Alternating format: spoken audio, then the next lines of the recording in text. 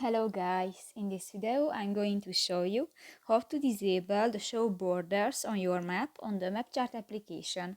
But first of all, I just want to mention, please don't forget to subscribe to our channel, because at 100,000 subscribers we are going to show you our YouTube revenue statistics and growth strategy, how to make money online.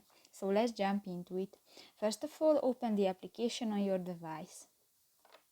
Go to the first option, the create map button, and here just select map type. And you go to the three lines at the lower left corner of the screen, scroll down, and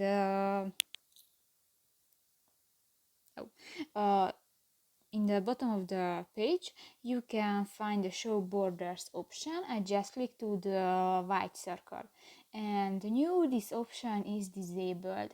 So that's pretty much it for this video guys. See you in the next one. Bye bye.